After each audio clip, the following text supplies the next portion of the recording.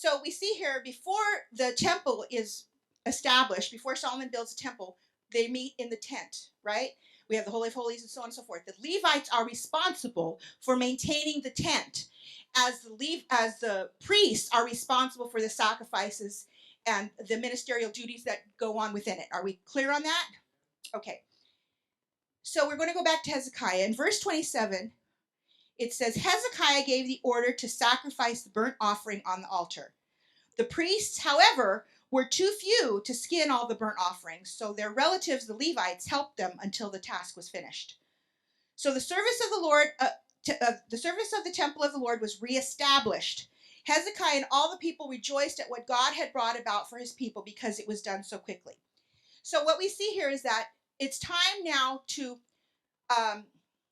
reestablish what's going to be happening in the temple of the Lord. But there are so few priests because the kings were not paying attention to the things of the Lord that they had to enlist the help of some of the Levites to do priestly duties. But they worked together so succinctly and so quickly that all of Israel rejoiced because it was completed and done well and quickly. So we see here that after all the purification had been accomplished, remember the Levites and the priests, they have to purify themselves so that they can work for the Lord. Hezekiah gave the order for the sacrifices and burnt offerings to begin, but there weren't enough priests, so the Levites assisted. And then they rejoiced together, singing songs and blowing the trumpets. They rejoiced that the temple was now ready once again for the service of the Lord. All the necessary preparations had been completed. Not only completed, but they were completed thoroughly and in a very short time because the priests and the Levites worked together. They worked in harmony for the common goal of preparing the sanctuary to worship the Lord. And in verse 25, it says, the entire assembly of Judah rejoiced along with the priests and Levites and all who assembled from Israel, including the foreigners who had come from Israel and also those who resided in Judah. There was great joy in Jerusalem, for since the days of Solomon, son of David, king of Israel, there had been nothing like this in Jerusalem. The priests and the Levites stood to bless the people, and God heard them, for their prayer reached heaven, his holy dwelling place. You see, the responsibility of serving the Lord does not just fall on the priests, or in modern times, your pastors. It falls on all of us. It falls on you.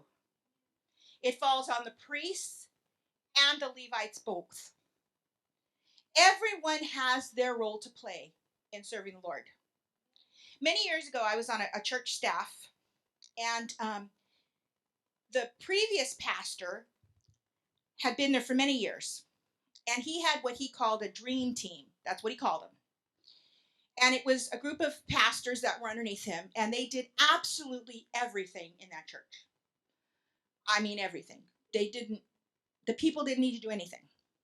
Nothing. Subsequently, when that pastor left, his dream team left. Okay, so now you have a new pastor come in, and I was part of his dream team, which was a nightmare team. That's all I have to say. It was not a dream team. We were a much smaller group.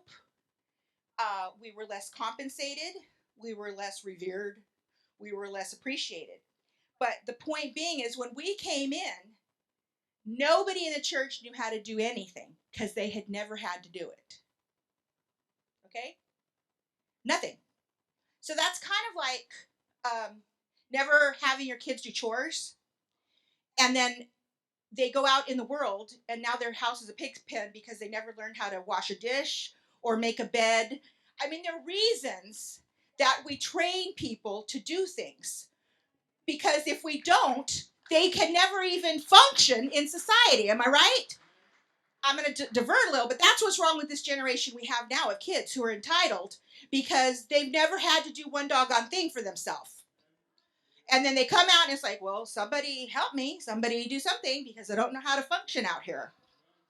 She's waving at me back there, so that's an amen. It was the same thing in the church. To get anybody to do anything was like pulling teeth. It didn't matter. It didn't matter how small or how large. So we worked ourselves to the bone. I am not even kidding. We got burned out because we were expected to do everything. And we did everything. I'm still recovering from some of the things that we did, and I'm not even exaggerating. Ministry suffered because people got burned out. The church building suffered because nobody took care of it. Nobody would even water the lawn. I mean, it was bad. And that is not how God establishes his church. Okay? If your family ran like this, now mothers, you will appreciate this. If we always did our kids' beds, and we always made them everything they wanted, and we did everything for them, and they did their homework and did everything for them, they would not be able to add in the grocery store, right? They wouldn't be able to bathe themselves. They'd be just like walking, I just don't even know what, especially teenagers, just walking dead. Like, have you ever seen that show? It's just like a bunch of zombies walking around playing video games because they wouldn't know how to do anything. And that's what we were doing with this group of people. They showed up, absorbed everything, and walked out. And that's great, except you don't ever learn anything and you don't ever grow unless you participate in maintaining the house of the Lord. I remember one time, it was Christmas Eve. At Christmas Eve, we were known for a Christmas Eve service. So people from all around came to this candlelight Christmas Eve service. And I sang and I planned the service and blah, blah, blah. And it was packed. And as we were leaving, everybody left. My husband and I were one of the last ones out. And I had family waiting for us at home because it's Christmas Eve, right? And I was just about to leave, and I saw a bunch of paper towels on one of the pews in the back. And I thought, oh, okay, well, I'll just go pick up the paper towels. Well, I don't mean to gross you out, but what had happened was some child had physically become ill on the pew, and their parents literally just covered it with some paper towels and went off to their Christmas Eve service, right?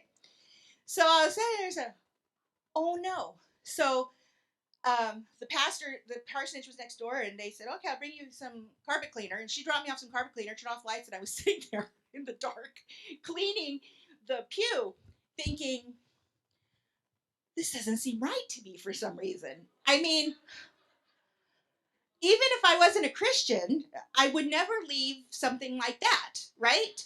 Would you leave that in your home?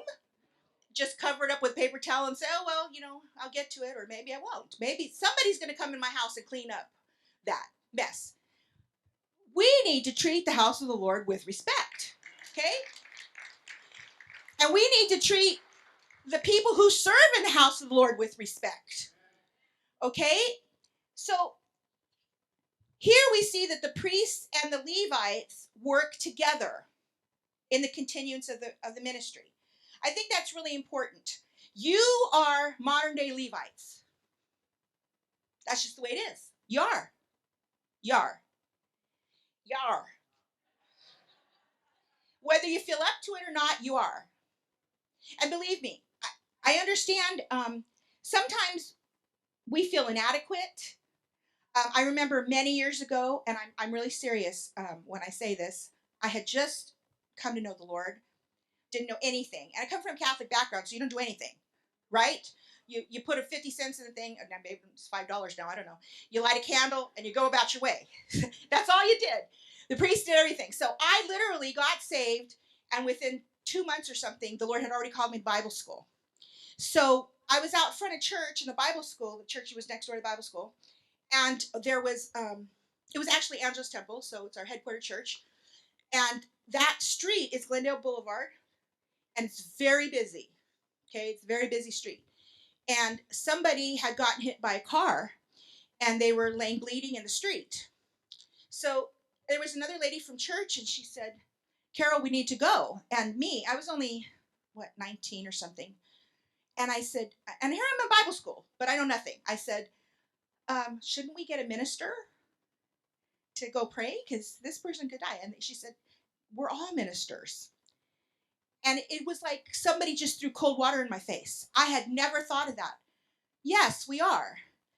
So she ran over there, led that person to the Lord before he died. Okay, if it had been up to me, I'd be waiting for Pastor Helms to come down, talk to this guy. That guy might have gone to hell because I was too ridiculous to realize that it falls on all of us to do the work of the ministry. Okay? We all have gifts. All of us. All of us have gifts. And maybe you don't think your gifts are good enough to be used in church, but believe me, they are. God has a great imagination.